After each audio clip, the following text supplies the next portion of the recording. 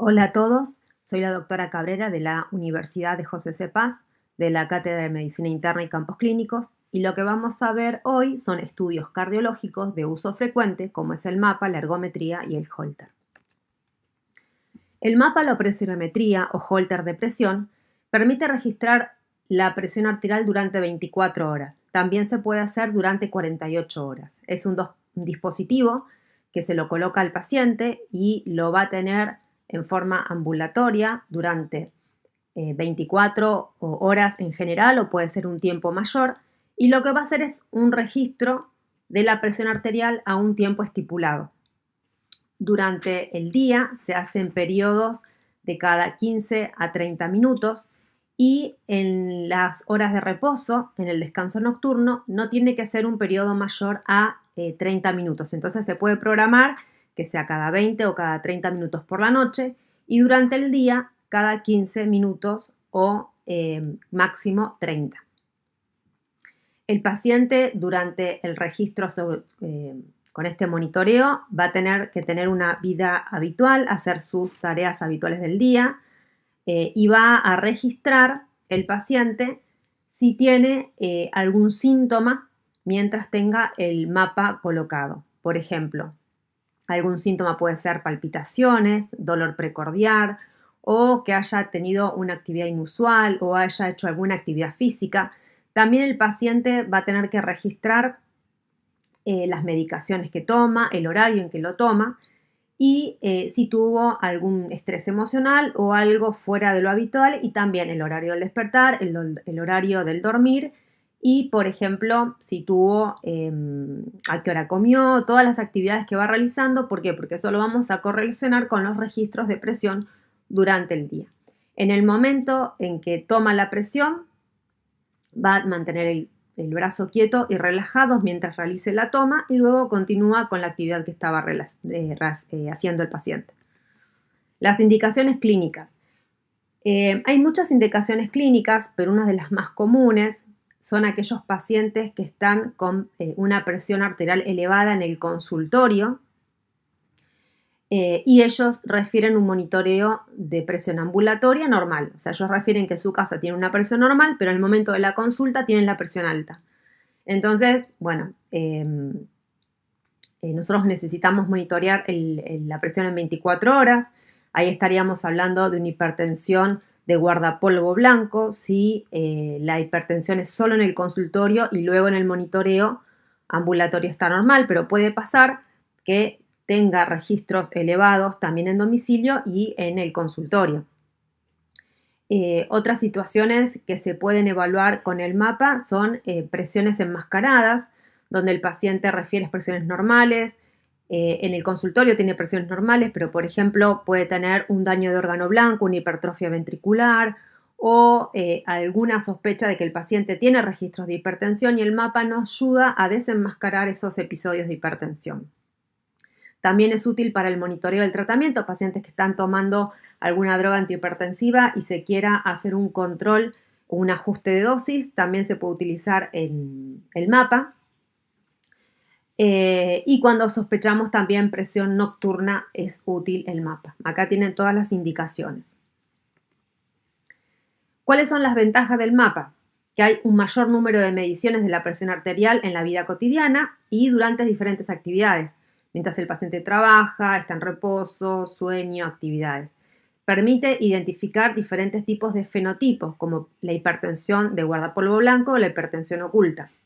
Es un mejor predictor de la enfermedad cardiovascular que la presión arterial en consultorio y es útil para evaluar la eficacia del tratamiento. Las limitaciones es la disponibilidad actual del equipamiento, que requiere personal capacitado para la técnica, y la incomodidad o la intolerancia al sueño, porque estas tomas de TA en la noche hay algunos pacientes que no les va a molestar y a otros les va a generar microdespertares, y esos microdespertares pueden elevar también la presión arterial. ¿Cuál es la referencia para definir hipertensión arterial en el mapa? Un promedio de presión en las 24 horas de 130 para la sistólica y 80 para la diastólica. La presión arterial diurna, 135 la sistólica y 85 la diastólica. Y la nocturna, fíjense que es más baja, 120 para la sistólica y 70 para la diastólica. La presión en consultorio, que nosotros tomamos como referencia normal, es más alta, porque en el consultorio la presión normalmente se eleva. Pero estos son los valores de referencia para el mapa. Acá vamos a ver una curva, que esto va a venir en el informe del mapa. Ahora lo que nosotros queremos que ustedes vean es que puedan interpretar los resultados, qué es lo que les va a traer el paciente en el momento de la consulta. Entonces tenemos acá vamos a poner el puntero, vamos a tener acá un periodo, ¿sí?, diurno, un periodo nocturno, que generalmente esta franja de periodo nocturno suele estar con un color más oscuro. Acá está gris, ¿sí?, un color más oscuro. Y esta es la elevación matutina.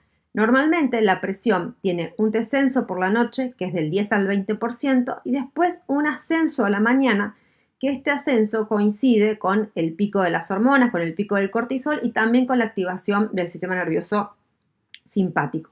Entonces, a la hora de aproximadamente las 7 de la mañana tenemos una elevación matutina de la presión arterial. Y a la tarde, ¿sí?, tenemos un pequeño ascenso también alrededor de la tardecita y después va descendiendo para alcanzar los valores más bajos durante el sueño. En el mapa vamos a ver este gráfico, vamos a ver la presión máxima. Por ejemplo, acá a esta hora la presión máxima fue 140 y vamos a poder ver la mínima y un promedio de la presión. Vamos a ver todas las fluctuaciones que tiene y esta línea que tenemos acá es el valor límite máximo de lo normal, de la sistólica y de la diastólica. Entonces, por ejemplo, acá durante el día tenemos 135 y 85. Y a la noche este valor baja para llegar a ser 120 y la mínima, la diastólica, 170. A su vez vamos a ver si el paciente tiene algunos registros elevados. Por ejemplo, acá tuvo uno de 140, ¿sí? Acá a la mañana tuvo una presión arterial de más de 150. Esto lo vamos a correlacionar con el registro de los síntomas que tuvo el paciente. Por ejemplo, si a esta hora la paciente tuvo un registro de hipertensión, pero en ese momento el paciente estaba caminando, estaba haciendo un esfuerzo, tuvo un dolor, porque presentaba dolor en alguna zona del cuerpo, y ese registro se relaciona con algún estado o emocional o de dolor o de actividad física del paciente, nosotros tenemos que interpretar en ese contexto. Durante la noche dijimos que hay un descenso de la presión, lo normal va a ser del 10 al 20%, que se llama patrón Dipper, que es lo normal. El patrón non-Dipper es aquel que no desciende la presión, o sea que está entre el 0 y el 10%. Los non-Dipper no son normales, entonces se trata de buscar cuál es la alteración, qué le está pasando al paciente que no descienda la presión en la noche. Puede ser que el paciente tenga un exceso de consumo de sodio, una hipertensión, secundaria, con una causa secundaria, puede haber una patología renal o puede haber un patrón alterada la respiración, un tipo de apnea nocturna que no permita este descenso fisiológico de la presión. Tenemos también los patrones Dipper extremos, donde la caída de la presión es mayor al 20%, y el non-riser, donde hay una disminución menor al 20%.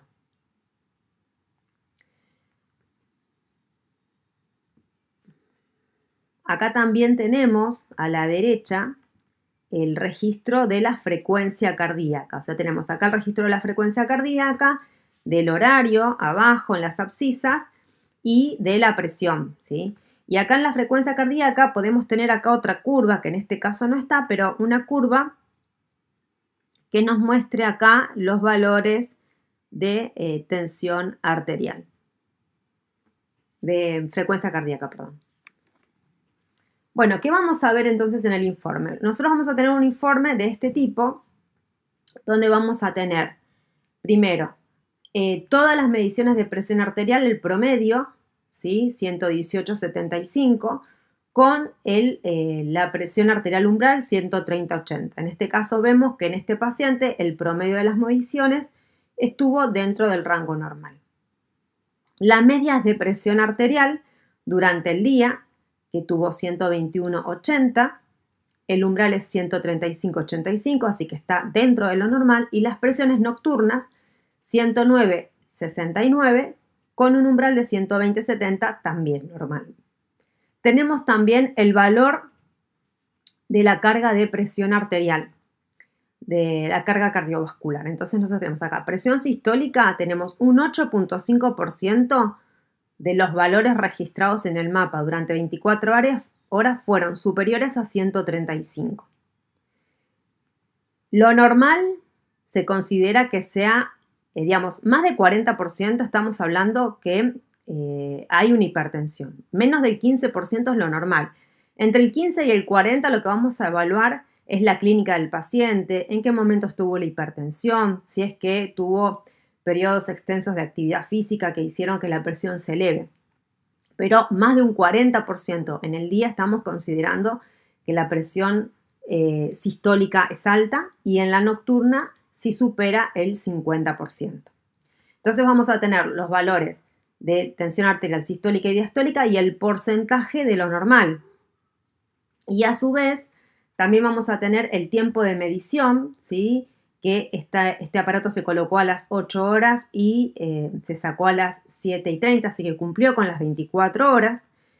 Vamos a ver cuál fue la presión sistólica máxima. En este caso, el paciente tuvo un registro de 175 de sistólica y tuvo una presión mínima de 87 de las sistólicas, y de la máxima la máxima diastólica fue 153 y la mínima fue 49. También esto hay que interpretarlo en el contexto que sucedieron estos registros de hipertensión. Y bueno, y hay un descenso de la presión arterial del 9.6% de la sistólica y un 13% de la diastólica, considerando un normal entre 10 a 20.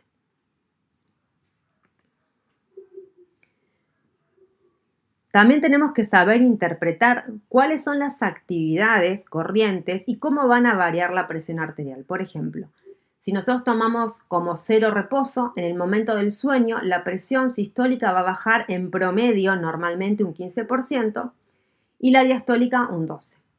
El hecho de ver televisión en reposo no me va a aumentar la presión arterial, el leer me va a aumentar un 2%, el trabajar en escritorio un 6% a la sistólica y un 5% a la diastólica.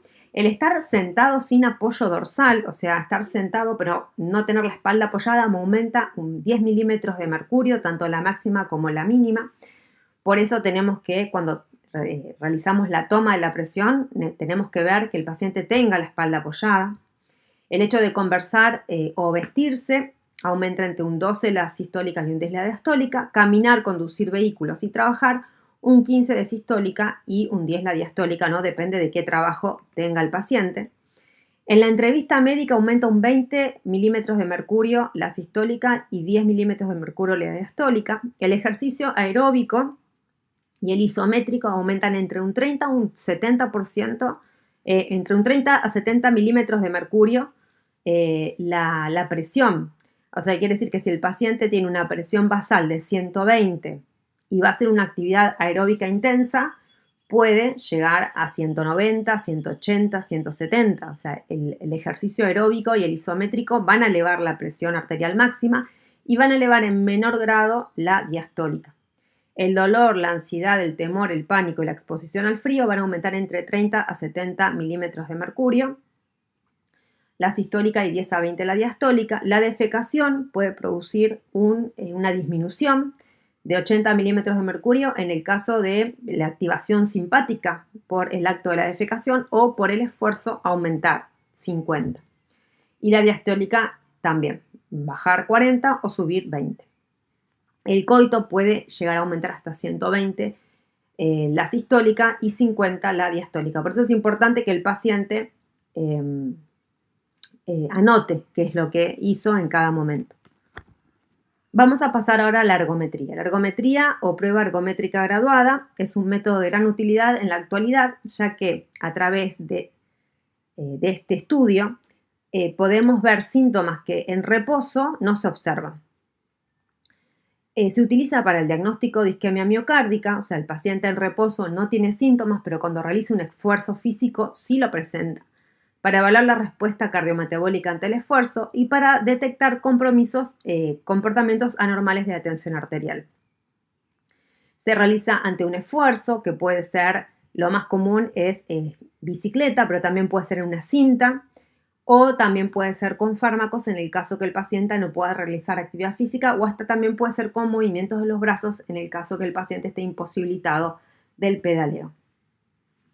En el esfuerzo físico, la estimulación simpática favorece el incremento de la presión arterial y de la frecuencia cardíaca, con lo que se garantiza un flujo adecuado a los tejidos. Entonces, vamos a tener esta prueba donde hay una actividad física, hay un aumento de la frecuencia cardíaca, hay un aumento de la tensión arterial, hay una demanda mayor de oxígeno a nivel del músculo cardíaco y eso me puede poner en evidencia una isquemia.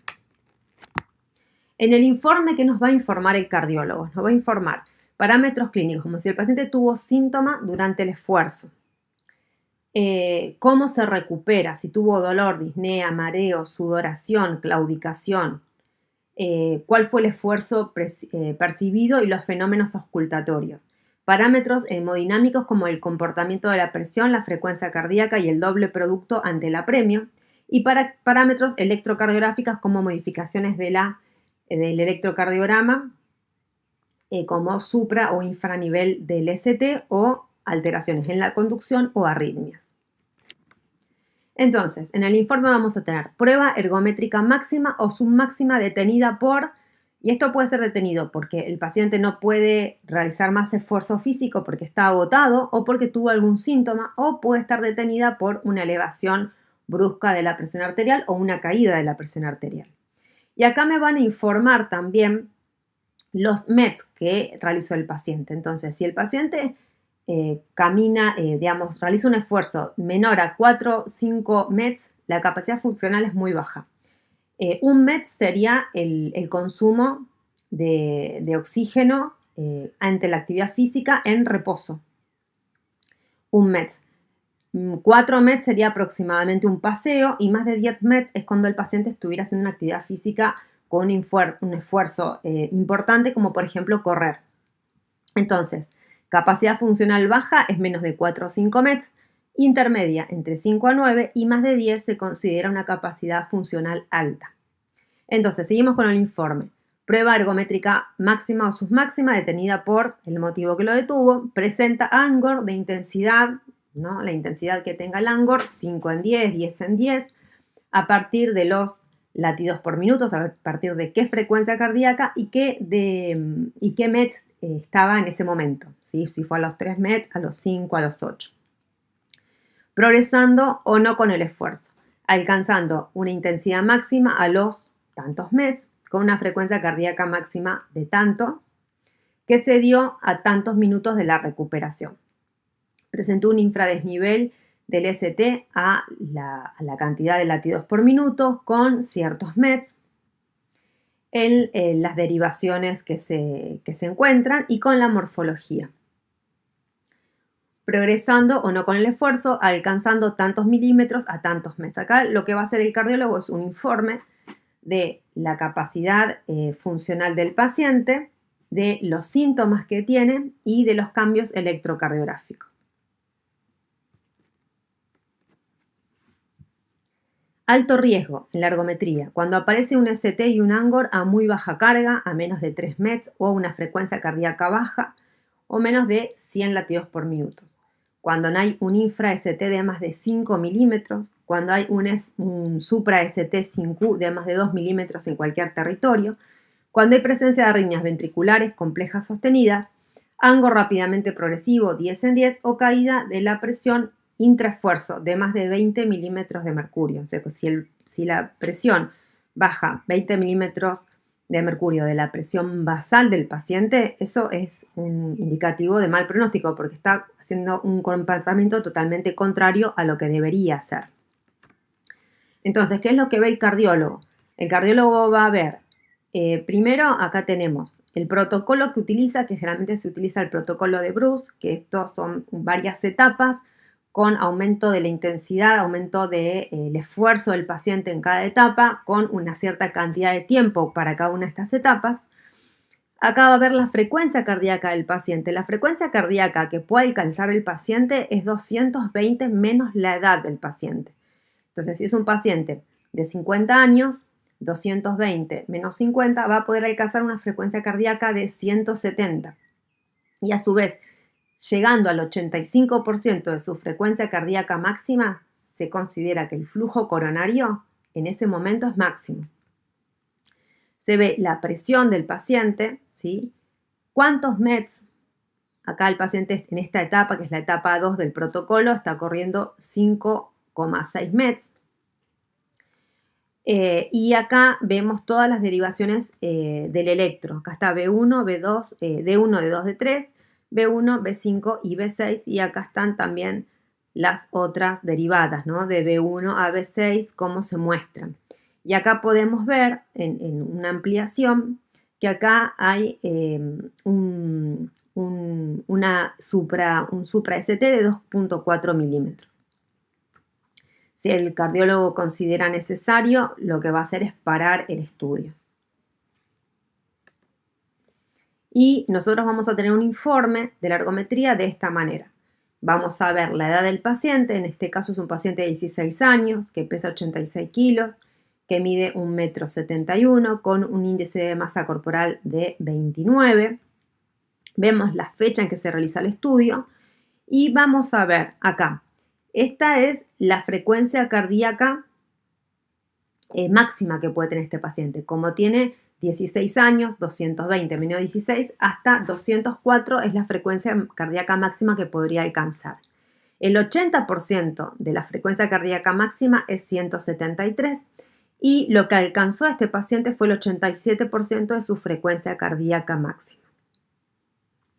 El protocolo en este caso fue detenido porque se finalizó el protocolo, o sea, el paciente no tuvo agotamiento, es un paciente joven, no tuvo síntomas tampoco.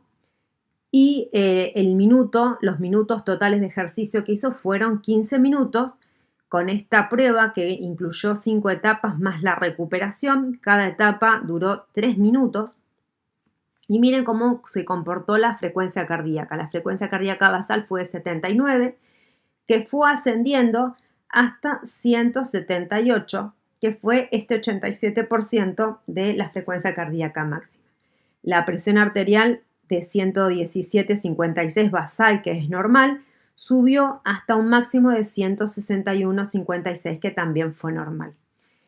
Si la presión baja más de 20 milímetros de mercurio, estamos hablando de algo de trascendencia, que implica una cierta gravedad, y el aumento de la presión arterial es normal, pero hay un cierto valor, ¿sí? Que ese valor no está establecido para todas las personas porque cambia según la edad del paciente, según el género y según la capacidad física. Pero ya una presión superior a 210 nos estaría hablando de una presión arterial alta y un mayor riesgo de presentar hipertensión arterial en el futuro si el paciente no es hipertenso. En este caso, ¿sí? La conclusión de este estudio: examen cardiovascular, electrocardiograma basal dentro de los límites normales, prueba ergométrica normal, suficiente y máxima, capacidad funcional normal, comportamiento normal de la presión arterial sin ANGO ni evidencias de isquemias o arritmias al doble producto alcanzado. Estos gráficos que tienen bibliografía al final, como si quieren ampliar información, hablan del comportamiento de la presión y la frecuencia cardíaca en la ergometría. Entonces, por ejemplo, acá en el gráfico 1 es un comportamiento normal. El paciente comienza con una tensión arterial normal, ¿sí? De 130 aproximadamente, una frecuencia cardíaca también normal, aproximadamente 65, 60, y durante la prueba aumenta la frecuencia cardíaca y aumenta la tensión arterial, ¿sí? El comportamiento del 2 también es normal, pero el 3 no. En el caso del 3, comienza con una presión arterial y una frecuencia normal, pero ante el esfuerzo aumenta mucho la presión y no aumenta tanto la frecuencia cardíaca. Pero acá llega a valores de presión arterial muy elevados. En el caso de, digamos, de las otras rectas, tenemos el 4 que es normal, pero estos tres, el 4, el 5 y el 6, parten de una presión arterial ya alta, ¿sí? Si el paciente tiene una hipertensión arterial con cifras muy elevadas de presión, o si tiene ANGOR, o si tiene disnea, no puede hacer una ergometría, ¿no? En este caso hay una elevación de la presión, pero no es tan alta. El 4 tiene un comportamiento normal, aumenta la frecuencia cardíaca y aumenta la presión, y el 5 y el 6 no son normales porque tienen una elevación muy alta de la presión, acá superan los 200, ¿sí? Así que bueno, hay que individualizarlo, los valores máximos, tanto de presión como de frecuencia cardíaca. Y ahora vamos a ver el Holter de el electrocardiograma continuo ambulatoria o el Holter de 24 horas. Es un estudio no invasivo que permite el monitoreo continuo de la actividad eléctrica del corazón por periodos prolongados de tiempo, permitiendo que el paciente realice sus actividades cotidianas, a la cual se registra el ritmo cardíaco. El registro de síntomas y de los horarios de las principales actividades del paciente es importante.